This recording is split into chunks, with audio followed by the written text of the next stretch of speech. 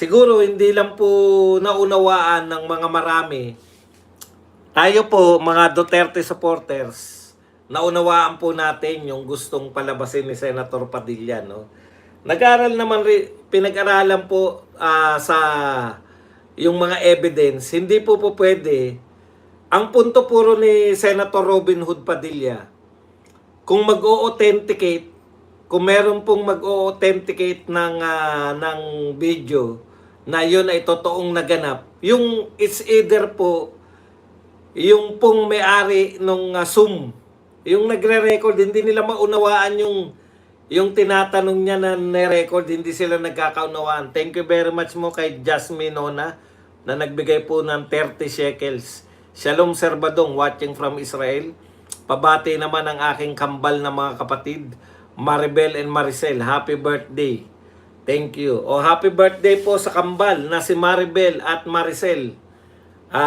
Binabati kayo ng inyong kapatid na si Nona mula po sa Israel. Maraming salamat sa 30 shekel.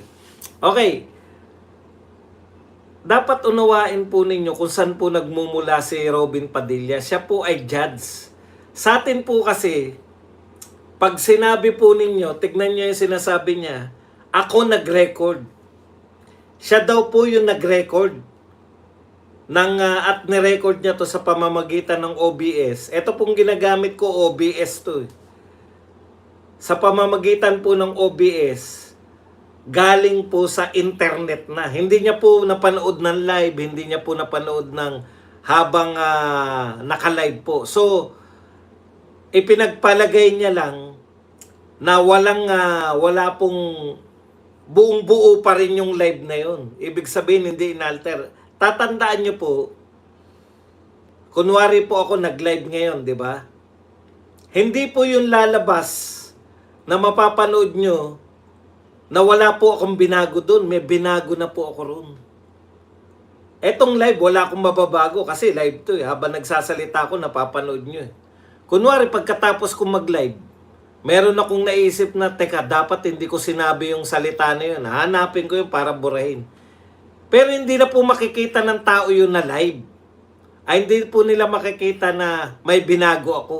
O hindi ko rin po alam. Baka makikita rin nila na may binago ako. Kaya lang, kung meron pong dapat na magpatunay na yan po ang totoong live niyan, yun pong ako yun. Ako yung nag-live. Ako po yun. Yun yung gustong sabihin ni Robin Padilla.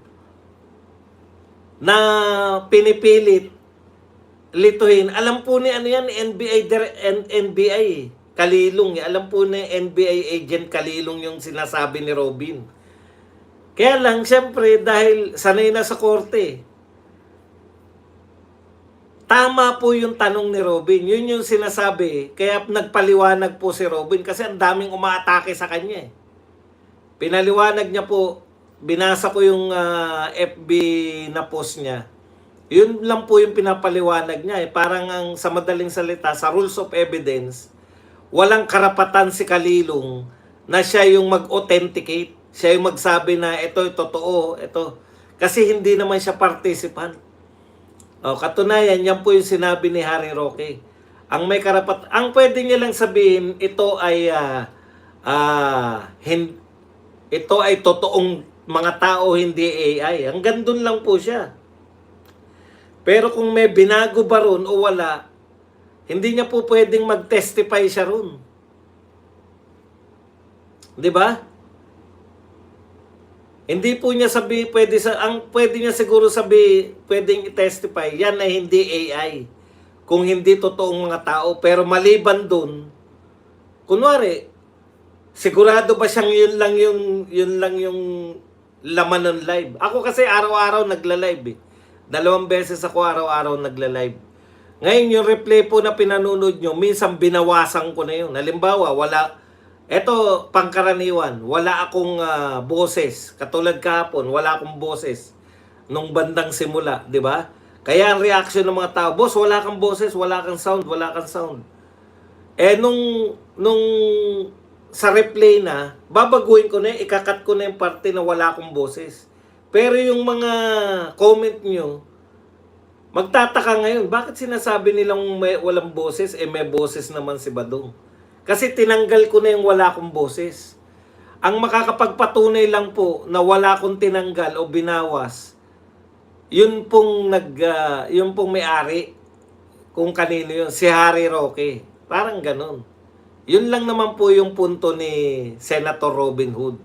Kaya tama rin si Panelo na sinasabi na actually walang silbi talaga kasi wala naman nagko-question ng wala naman nagko-question kung AI ba yun o wala. Hindi eh. 'Di ba? Kunwari sinabi ng kampo ni BP Sara, hindi naman ako yan, AI lang yan. Doon lang papasok sana yung testimonya ni Kalilong na hindi po AI yan, totoong mga tao yan. O, ganun po yun. Tapos sa tanong naman ni Robin, tama yung tanong ni Robin na yun. Hindi lang sila, ngayon ang daming umaatake na kesyo si Robin, mahina talaga, pinagpipilitan. Ganun talaga yung bias nyo kay Robin dahil artista. Yun talaga yung sa inyo. Napapansin nyo kahit 10 debate si Robin, pag nagsalita, may sense, may laman. Hindi po siya yung salita lang ng salita. Meron po dyan mga nakikipagdebate, wala namang sense eh. Pero paramihan na lang ng salita kasi merong mga marunong po sa dictation eh. Marunong pong tumingin sa cellphone, marunong pong gumamit ng index card. Si Robin Hood, hindi po. May common sense po yung mga tanong niya. Kaya mali itong spokesperson na pagsabihan. Actually, hindi niya man tinukoy si Robin Padilla. Parang in general, pinagsabihan niya. Feeling mo, ikaw yung, yung presiding officer. Presiding officer lang, tsaka Senate President. Yung pwede magsalita niyan. Ikaw, spokes ka lang eh. Yun yung problema. Pero dahil ang kausap niya, panay anti-Duterte lahat. Kaya ang mga tanong, lahat, yun yung tanong talaga kay Robin Padilla. Ganyan po ka-manipulated itong mga media natin. Kaya po, pagtiyagaan nyo po kami, yung iba kasi nagagalit. Bakit ka ba salita ng araw-araw, hindi ka nalang manahimik ba dong? Mga supporter natin yan, ha? Mga supporter po na mga Duterte yan. May nagsabi pa rito na hindi ka naman nakakatulong ba dong? Nakakagulo ka pa eh. Ang point po namin, kung titigil po kaming mga Duterte vloggers, isang naratibo na lang po yung mapapakinggan ninyo. Yung naratibo po na kriminal si Tatay Digong, naratibo po na magnanakaw si BP Sara.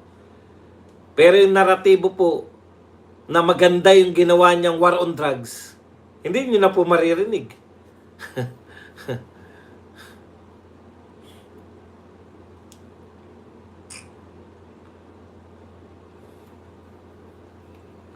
Sino po may sabi na pwedeng mag-authenticate?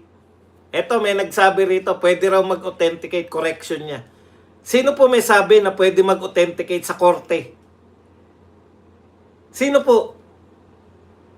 Sa rules of court yan, sinasabi yan na pwede siya mag-authenticate. Ang sinasabi ko nga lang po, dapat ang limitado lang po. Parang kasi sila, alam nyo, pasensya na ma'am kung hindi tayo na... Admissible ba yun sa korte na ikaw naman wala ka naman doon tapos ikaw yung nagpapatunay na nangyari yun? Sa tingin ko po hindi eh. Di po ba? Hindi po obra yun. Ngayon ang ginagawa po nila para makapag-testify, ganyan yung ugali nitong kalaban natin, ang mga kalaban po natin.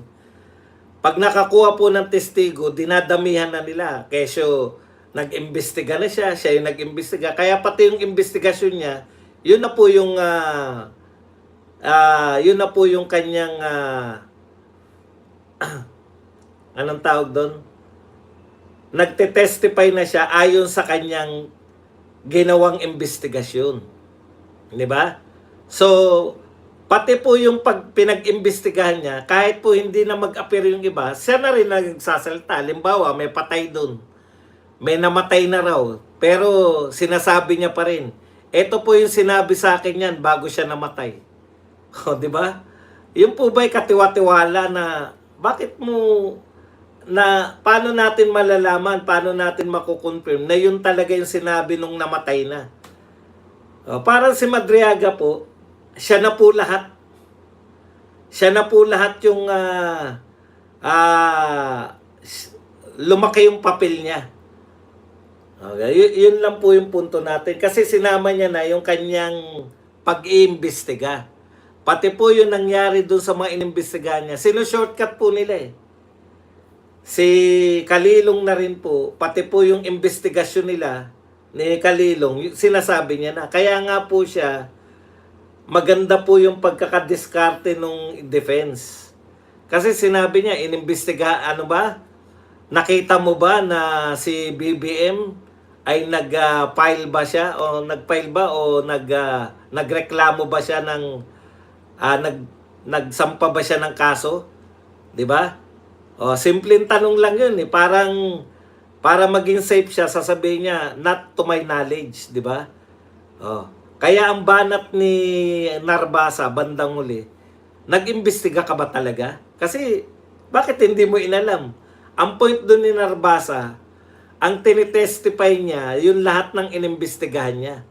Pero meron siyang mga hindi tinitestify. Halimbawa, tinatanong lang siya simple. Nagsampa ba ng kaso si BBM? Hindi niya raw alam. Nagsampa ba ng kaso si First Lady? Hindi niya raw alam. So, nag-imbestiga ka ba talaga?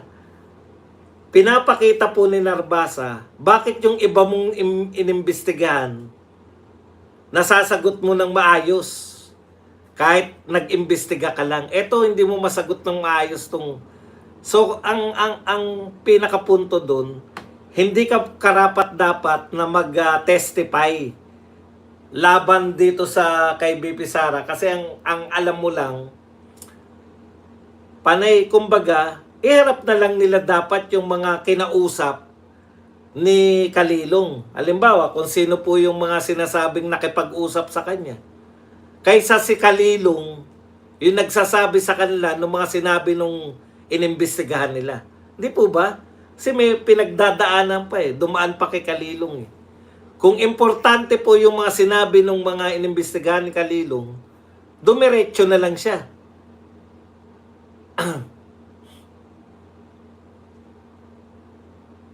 Okay na po. Wala po tayong problema dyan. Cyber Division. Kaya po, ang sinasabi nga po niya, eto tama yan. No? Sige, tignan po natin yung sinasabi mo, Marine Outsource.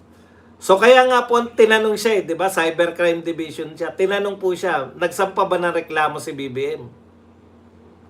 Hindi niya po masagot eh. Nagte-testify po kasi siya doon po sa kanyang investigasyon. Bakit hindi niya po alam kung nagsampa si Marcos o hindi? Yun lang naman po yun eh. Wala pong problema dyan. Tama lang po yan na nagsampa sila. Ngayon ang tanong, kumusta na po yung sinampa nila? Di ba dapat sila nalang magsampa? Ibig sabihin, hindi pa nga po nare-resolve yun. Wala pa naman pong sinabi yung korte na nagkasala si BP Sara doon sa cybercrime. Kung gusto nyo pong ipurso yan, sige po, patulan po natin. Nagsabi na po ba yung ng korte na guilty si BP Sara? Mauuna pa po yung impeachment court na magsabi na guilty si BP Sara? Precisely kasi dapat dito muna, di ba? O ngayon, ang sinasabi po nila, sapat na yun, yung sinabi ni Kalilong na tinape niya. Ang sinasabi naman ng kampo ni Harry Roque, no? Hindi nga po sapat yun na ikaw yung nag-tape. Dapat tinanong mo na lang. Ang hinarap po dapat, kung gusto lang po nilang mapatunayan na authentic na si BP Sara talaga yung nagsasalita, bakit si Kalilong pa po? Dapat yung mga attendees na. Yun po yung point ni Harry Roque. Ang punto naman po ni Panelo, nag-aaksaya lang tayo ng oras sa testigo na wala namang kumu-question ng authenticity na yan ay binitawan ni BP Sara. Di ba? 2 araw tayo nag-consume tayo ng 2 araw para lang sabihin na authentic talaga yan. Eh kahit naman po ang inimbitahan nila,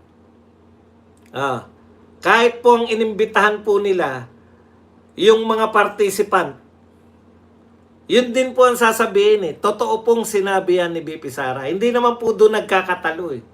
Ang nagkakatalo po, yung interpretasyon ng sinabi ni BP Sara na pag ginurgur ako, may pinagurgur na ako. Okay lang po yan. Tama po yan. Inutusan siya eh. Diba? Sabi nga niya, inutusan ako nung nasa taas eh.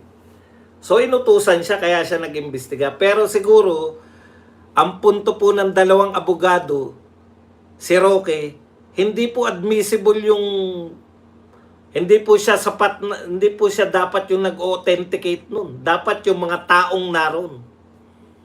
Eh wala silang inimbitahan sa mga taong nandun eh. Yung impeachment court. Okay, yun lang po yun. Pero hindi po yan sa atin ang problema eh. Ang problema natin yung interpretasyon nila eh. Ano ang interpretasyon mo pag sinabing pag ginurgur ako, gurgurin mo to? Okay. So yun po. Diyan lang po nag-react si Robin kasi sinusundan niya po yung sinusundan niya yung logic na dapat ang nagte-testify hindi ito. Bakit nyo shortcutin? Dapat isa rin sa mga participant yung sinasabi ni Roque. O siguro ang nagkakausap sila ni Roque o inadapt niya yung kay Roque na sinasabi ni Roque. Hindi dapat siya nag-authenticate. Okay. Doon po yun sa topic natin na bakit sinisita ng spokesperson na si Atty. Tonggol si Robin Padilla o sino mang senador. Hindi raw dapat. Nilalagay lang, tama naman yan sinasabi rin ni Lacson, sang-ayon ako dyan. Dyan lang ha. Sang-ayon ako dyan kasi hindi mo trabaho yan bilang spokes. Hindi mo trabaho bilang spokes na anong tawag dyan? Na sitahin, manita ng senator judges. Dapat hindi niya ginagawa yon.